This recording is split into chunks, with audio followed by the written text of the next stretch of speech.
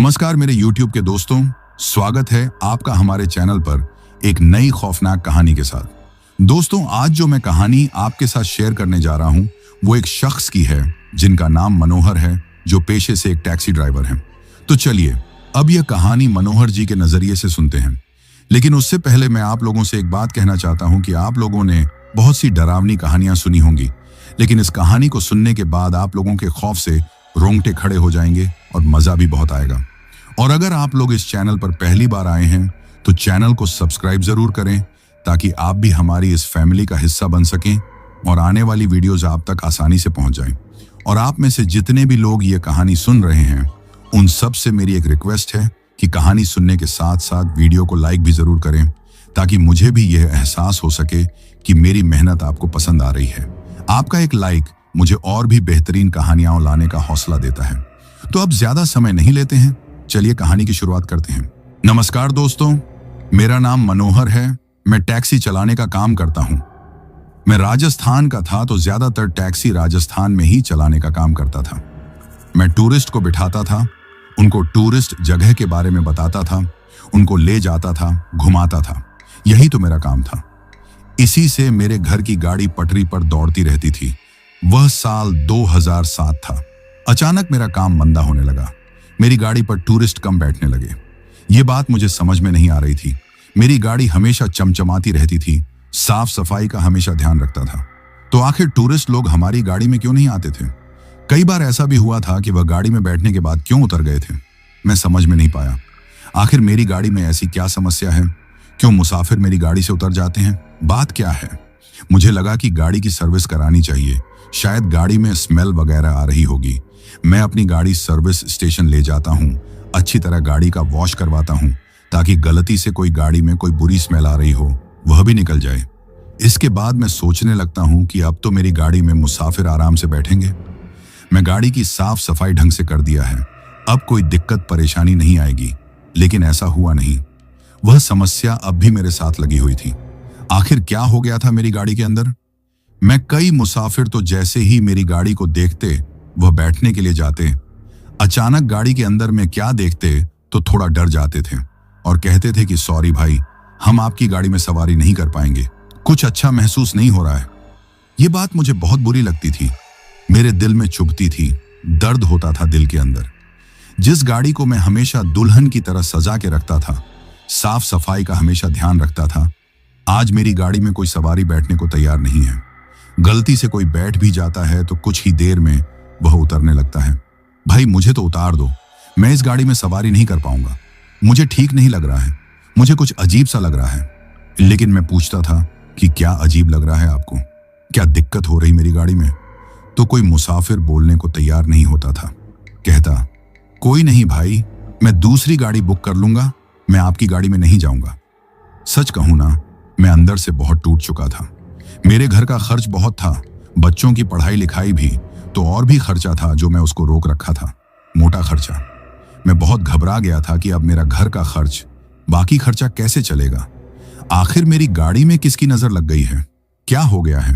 मैं भूत प्रेत को मानता नहीं था, न ऐसी शक्तियों पर विश्वास करता था। मुझे लगता था ये सब अंधविश्वास है। मैं थोड़ा पढ़ा लिखा था और मैं ज्ञान की किताबें पढ़ता था। ज्ञान की किताबें मुझे सीख देती थी, मैं उस पर अमल करता था। उसमें ऐसा कुछ नहीं लिखा था कि भूत प्रेत आत्माएं वास्तव में होती हैं। लेकिन जब मेरी गाड़ी में यह सब होने लगा ना, तो मैं बहुत परेशान हो चुका था। मन नहीं लगता था। मैं सवारी के लिए तरसने लगा था। छोटी मोटी सवारी जरूर मिलती थी जब 2-3 लोग गाड़ी में सवार होते थे, लेकिन उससे मेरा घर परिवार चलने वाला नहीं था। मैं छोटी सवारी बिठाता भी नहीं था। मैं तो लंबी लंबी दूरी का सफर करने वाला इंसान था, लेकिन मजबूरी इंसान को न जाने क्या क्या करा देती है। मैं वह काम करने पर मजबूर हो गया था जो मैं कभी करना नहीं चाहता था। मैंने एक चीज नोटिस किया था कि जब भी मैं लंबी दूरी का सवारी लेकर के जाने की कोशिश करता था, तभी यह सब मेरे साथ में होता था। जब मैं अपने शहर में रहता था तब मेरी गाड़ी से कोई उतरता नहीं था, यानी लोकल सफर में कोई परेशानी नहीं होती थी। ये क्या हो रहा है मेरी गाड़ी के साथ में? मैं अपने यार दोस्तों से इस विषय पर बात करने लगता हूँ। मैं अपनी समस्या उनके आगे रखने लगता हूँ, ताकि वह कोई मुझे उपाय, कोई सुझाव दे सके। लेकिन हर दोस्त का कुछ ना कुछ अलग कहानी थी। कोई कहता था कि मंदिर में जाकर पूजा करवा लो, कोई कहता था कि तांत्रिक के पास जाओ।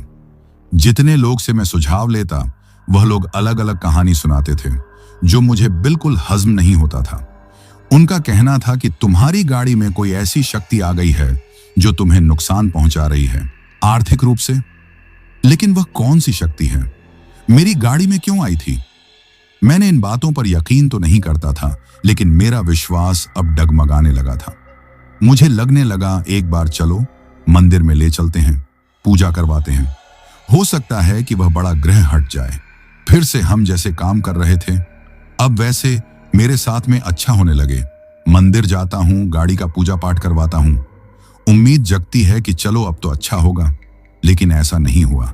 सब कुछ पहले जैसा चल रहा था। कोई दूर की सवारी मिलती तो फिर वही हरकत करती, गाड़ी से उतरने की। मैं उनको रोकता, अरे बाबू, आप क्या कर रहे हो? अरे आपको हम सुरक्षित लेकर चलेंगे, आप डरिए मत। मैं अपने बारे में सब कुछ बताता हूं कि मैं इतने साल से टैक्सी चलाने के काम करता हूं। आज तक मेरे हाथों से कोई एक्सीडेंट नहीं हुआ है, आप बिल्कुल मत डरिए। लेकिन वह सवारी मुझसे नहीं, मेरी गाड़ी से डरती थी। ऐसा मेरी गाड़ी में क्या हो गया था? कौन मेरी गाड़ी के अंदर आ गया था? मैं समझ नहीं पा रहा था। फिर मैं तांत्रिक के पास जाता हूं। तांत्रिक बाबा मेरी गाड़ी के साथ झाड़ फूंक करते हैं और कहते हैं, मैं तुम्हारी गाड़ी को पवित्र कर दिया हूं, चिंता की बात नहीं है। अब पहले जैसा तुम्हारा काम धंधा चलने लगेगा। तुम्हारी काम को किसी ने बांध दिया था, इसलिए परेशानी हो रही थी। मैं बंधन को खोल चुका हूं, अब सब कुछ अच्छा हो जाएगा। लेकिन नहीं होता है। जैसा मेरे साथ में पहले हो रहा था, अब ऐसा फिर वही चीज फिर से होने लगती है। मतलब मंदिर जाकर के कोई फर्क नहीं पड़ा, तांत्रिक के पास जाकर के कोई फर्क नहीं पड़ा, तो मैं अब कहां जाऊं? क्या करूं मैं ऐसा? मेरी गाड़ी में क्या हो गया है? फिर मैं अपने दोस्तों के पास जाता हूं और उनसे मैं सब बात बताता हूं कि देखो, मैं मंदिर भी हो आया, मैं तांत्रिक के पास भी गया। उन्होंने कहा कि तुम्हारी काम को किसी ने बांध रखा है, उसे बंधन को मैं खोल दिया हूं, अब कोई दिक्कत परेशानी नहीं होगी। अब मैं क्या करूं मेरे दोस्तों? अब तुम ही सब कोई अच्छा सा सुझाव दे सकते हो। अब मेरे सारे दोस्तों की बोलती बंद हो चुकी थी, मेरी तरफ देख रहे थे, आखिर इधर उधर देखने लगते थे, जैसे उनके पास में इस सवाल का कोई जवाब नहीं है। मैं बार बार अपने दोस्तों से कह रहा था, अरे कोई तो उपाय बताओ दोस्तों, देखो हमारे साथ में गलत हो रहा है। अगर ऐसा ही कुछ दिन चला रहा तो मैं बर्बाद हो जाऊंगा। अब मैं क्या करूं? आप लोग कुछ उपाय तो बताइए। तब एक पुराना ड्राइवर, 50 साल से ऊपर उसकी उम्र ज्यादा थी, वह मेरी बात को बहुत ध्यान से सुन रहा था। जिस जगह पर हमारा अड्डा था, मैंने उसको कभी देखा नहीं था। वह मेरे लिए बिल्कुल अनजान था। वह मेरे पास में आता है और पूछता है कि क्या हुआ छोरा, क्या बात है? अपने दोस्तों से क्या सवाल पूछ लिया है जिससे उनकी बोलती बंद हो चुकी है? मुझे बता, हो सकता है कि मैं उस सवाल का जवाब दे सकूं।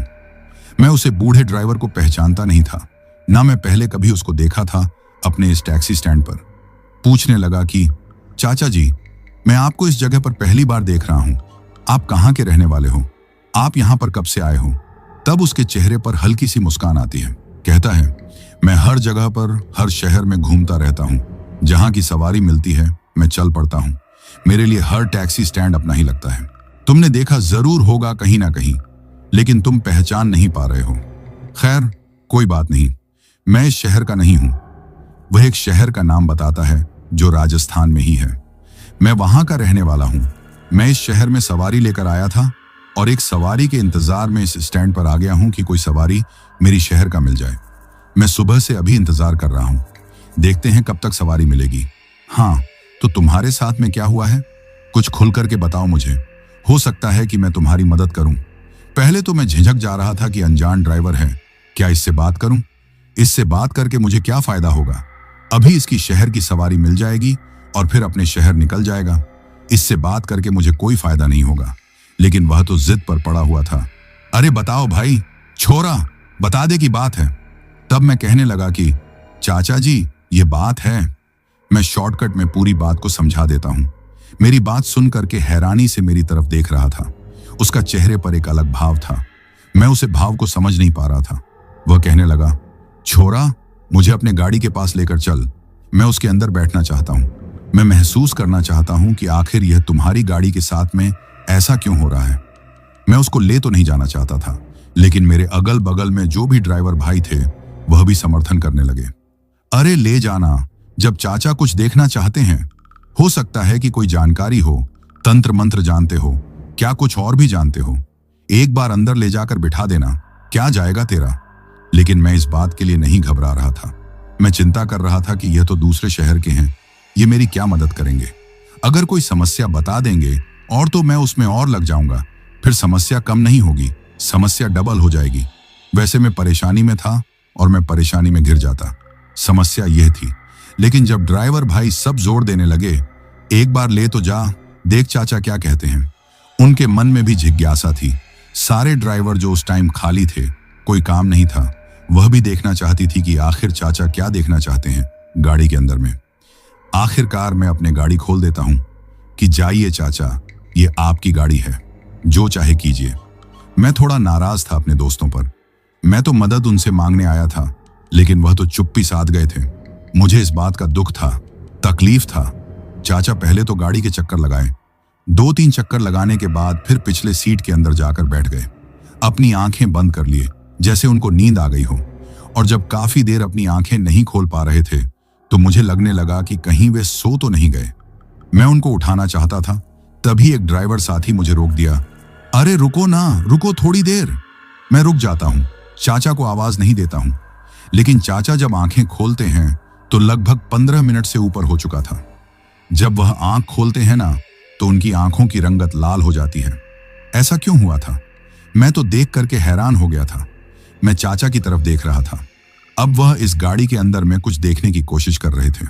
हम लोग रोड पर खड़े थे, स्टैंड पर खड़े थे। कोई भी ड्राइवर उसे समय कोई भी बातचीत किसी से नहीं कर रहा था। बस हमारी निगाहें चाचा के ऊपर जमी हुई थी। आखिरकार चाचा मेरी गाड़ी से बाहर आ जाते हैं, पानी मांगते हैं। मुझे बहुत प्यास लगी है। मैं अपने गाड़ी के अंदर पानी की बोतल निकालता हूं। तब चाचा मना कर देते कि नहीं नहीं, ये पानी नहीं, फ्रेश पानी ले आ, स्टैंड पर जो मटका है उसमें से निकाल कर ला। मेरे हाथ में पानी की बोतल थी जो मेरी गाड़ी में पड़ी थी। चाचा उसको देख रहे थे। एक ड्राइवर साथ ही पानी लेने चला गया था और वह पानी की बोतल मेरे हाथ से ले लिए और उस पानी को घूर घूर कर देखने लगे। अचानक पानी का रंग बदलने लगा था। मेरी आंखों के सामने ही सब घटना हो रही थी। पानी का रंग जैसे लाल हो चुका है, खून की तरह, गाढ़ा खून। देखते ही देखते लाल रंग काला पड़ने लगा था, रंग बदलने लगा था। ये सब जब पूरे ड्राइवर भाई देखते हैं, वह भी डर जाते हैं। ये सब क्या हो रहा है? पानी तो पानी की तरह था, ये खून बन गया। अब फिर ये काला कैसे बन रहा है? ये क्या जादू है? चाचा कौन सा जादू कर रहे हैं? लेकिन उसे टाइम किसी में हिम्मत नहीं थी कि चाचा से कोई सवाल कर सके। एक नौजवान ड्राइवर पानी लेकर आता है मटके से। तब वह बोतल घूम करके दूर चाचा फेंक देते हैं, जो मेरे गाड़ी में से मैंने दिया था। जो कभी वह खून बना, आखिर काला पानी, उस बोतल को दूर फेंक देते हैं। जो ताज़ा पानी होता है उसे अपने हाथ मुंह को धोते हैं और थोड़ा सा पानी पीते भी हैं। मैं अब देखता हूं, उनकी आंखें जो लाल दिखाई दे रही थीं, लालिमा उनकी आंखों में जो आई हुई थी, वह फिर नजर नहीं आती है। चाचा मेरा हाथ पकड़ते हैं, कहते हैं तुझे अकेले में कुछ बात करना है। अब तक मैं थोड़ा घबरा गया था ये सब देख करके। चाचा तो एक मामूली ड्राइवर हैं कि तंत्र मंत्र वाला खेल कैसे खेल रहे हैं। क्या यह तांत्रिक है या फिर इनमें कोई ऐसी शक्ति है? मैं उनके साथ थोड़ा अकेला हो जाता हूं। तब चाचा मेरी आंखों में देखते हैं, कहते हैं तू याद कर उस रात को जब एक कब्रिस्तान के पास अपनी गाड़ी रोका था। लेकिन मुझे कुछ भी याद नहीं आ रहा था। मैं किसी कब्रिस्तान के पास में भला मैं क्यों रुकूंगा? मुझे कुछ भी याद नहीं आ रहा था। और चाचा मुझे याद दिलाने लगे, उस रात को याद कर, वह अंधेरी रात, अचानक तुझे जोर की बाथरूम आता है। उस बाथरूम को तू रोक नहीं पाता है, लेकिन तू गाड़ी रोकना नहीं चाहता है क्योंकि उस जगह थोड़ा सुनसान थी। तेरे गाड़ी में कोई मुसाफिर भी नहीं था, तू अकेले ही गाड़ी चला रहा था। तू घबरा रहा था कि सुनसान जगह पर कोई गुंडा बदमाश हो नहीं होगा। तू डरता था, इसलिए तू गाड़ी रोक नहीं पा रहा था, बाथरूम रोक करके बैठा हुआ था। लेकिन जब बाथरूम तू रोक नहीं पाया, तब तू गाड़ी रोकता है जल्दबाजी में एक कब्रिस्तान के सामने में।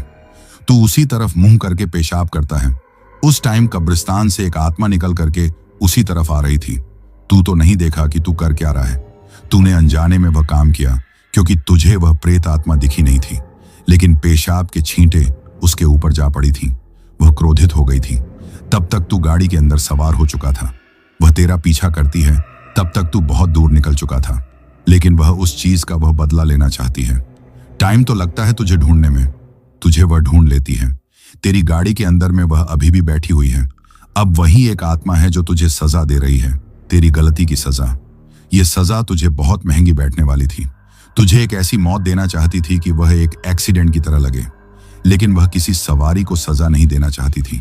तुझे सिर्फ उसी जगह पर ले जाना चाहती थी जहां पर तूने उसका अपमान किया था, उसे शमशान के पास, लेकिन बिना सवारी का, ताकि तुझे वह सजा भी दे सके।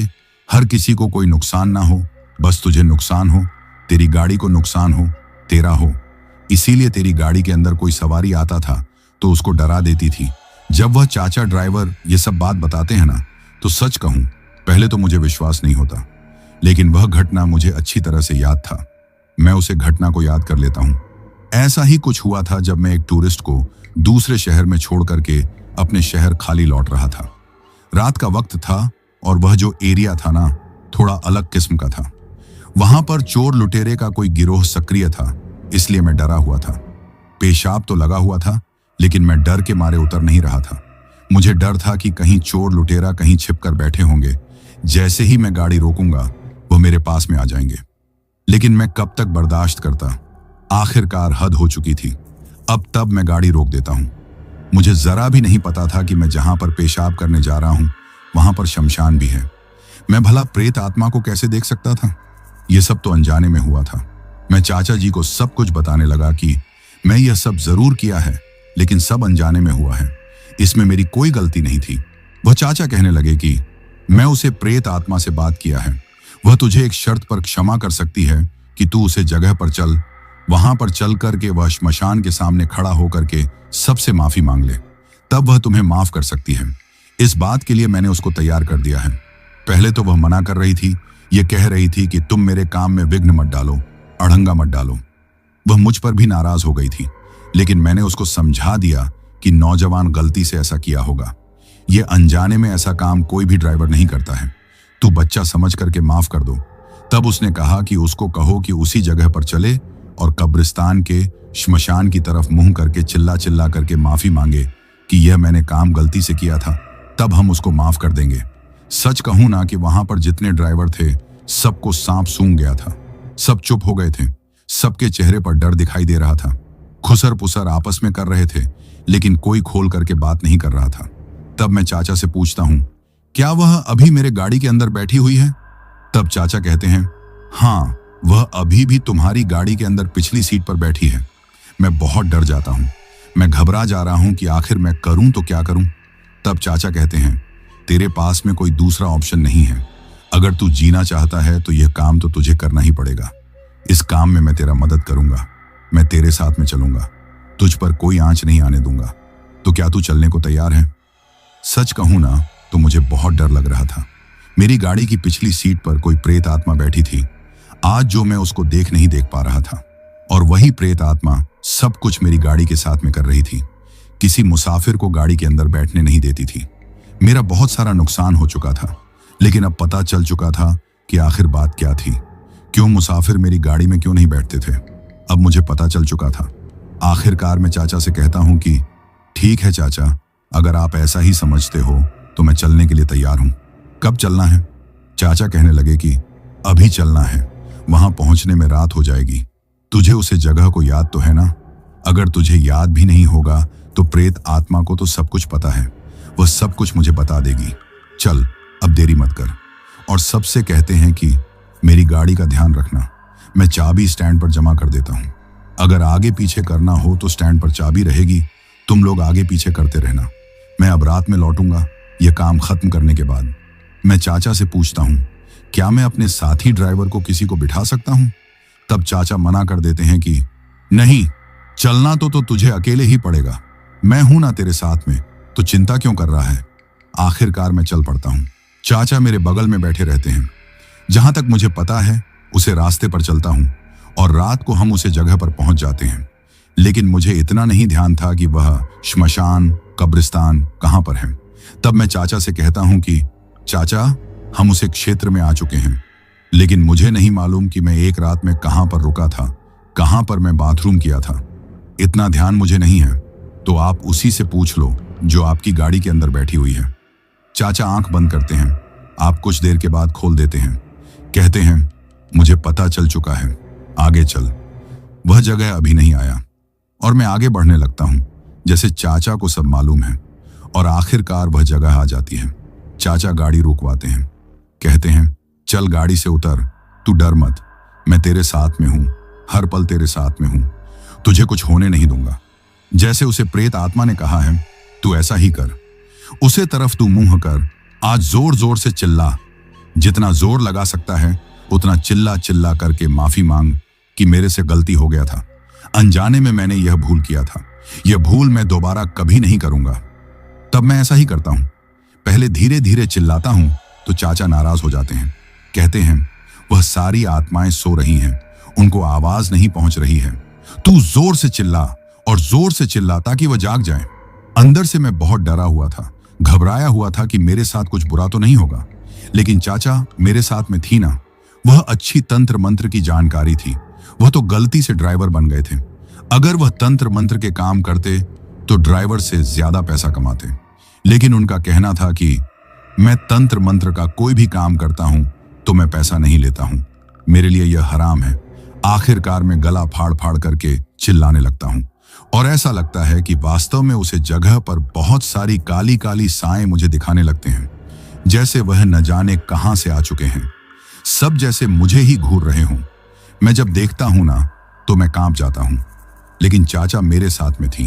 कहते हैं, तू डर मत और जोर से चिल्ला, माफी मांग कि आगे से मैं ऐसी कोई गलती नहीं करूंगा। सब आत्माएं यहीं पर आ चुकी हैं, क्या तू देख पा रहा है? तब मैं कहता हूं, हाँ चाचा, काली काली साएं बहुत दिख रहे हैं, क्या यही सब आत्माएं हैं? तब चाचा कहते हैं, हाँ भाई, यही तो आत्माएं हैं। मैं जोर जोर से उनसे माफी मांगता हूं, चिल्लाता हूं ताकि वह सब मुझे माफ कर दे और आखिरकार वह सब लौट के जाने लगती है, आंधी की तरह। तब चाचा कहते हैं, चल गाड़ी में बैठ, पीछे मुड़ करके बिल्कुल मत देखना। मैं पीछे मुड़ करके तो नहीं देखता हूं, गाड़ी स्टार्ट करता हूं, लेकिन बैक मिरर में एक लड़की दिखी है, सफेद कपड़ा पहने हुए। जब तक मैं बैक मिरर से नजरें हटाता तब तक वह गायब हो चुकी थी।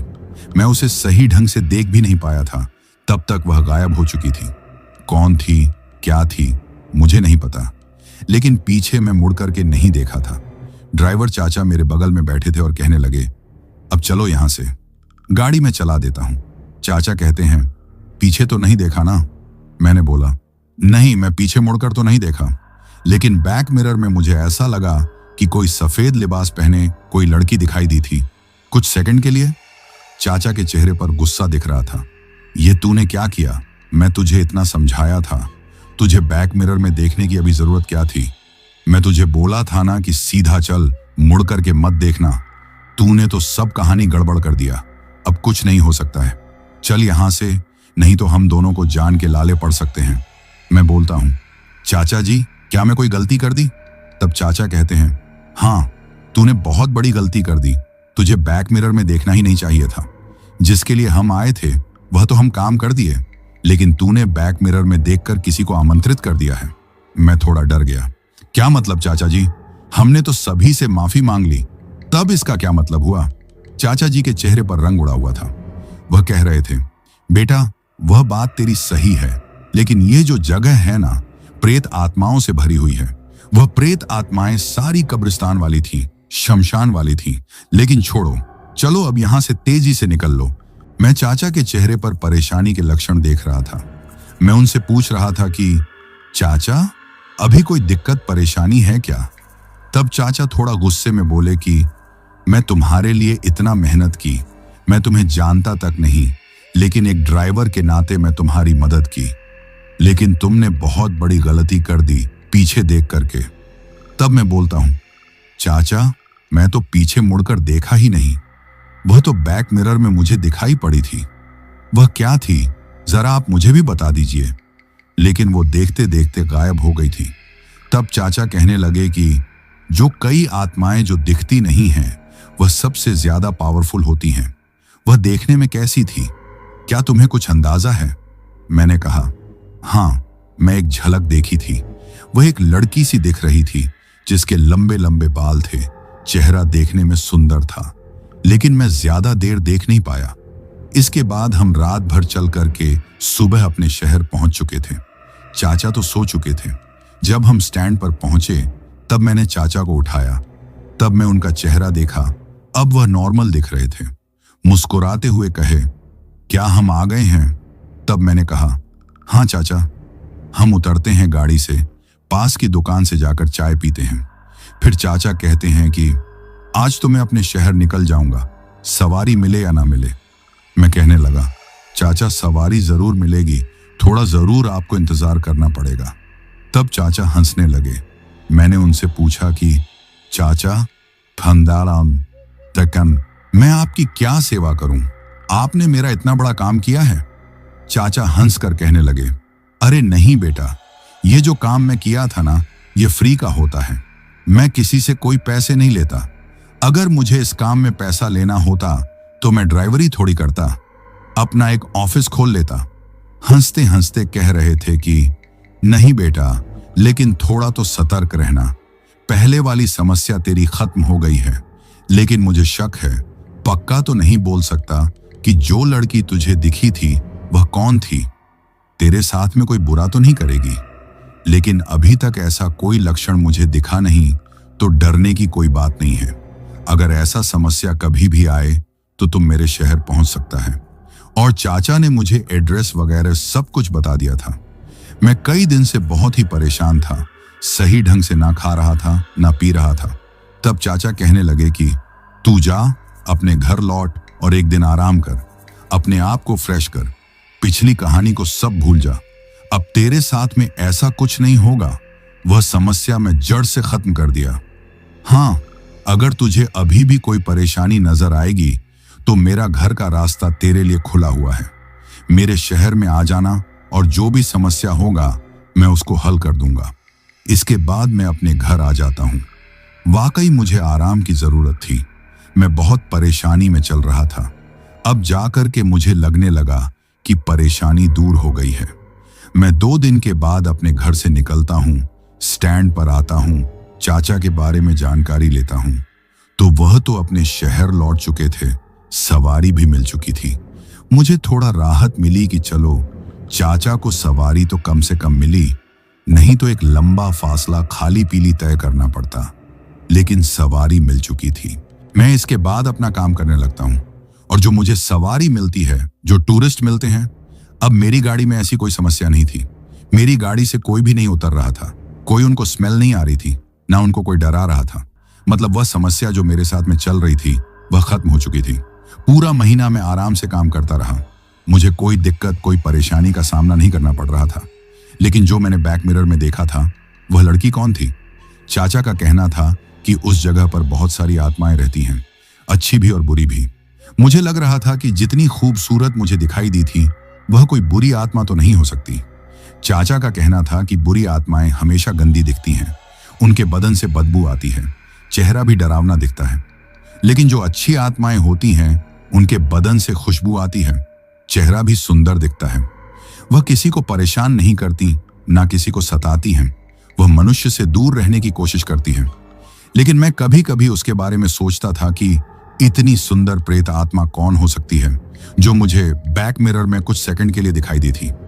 मैं काफी दिनों से उसके बारे में सोचता था।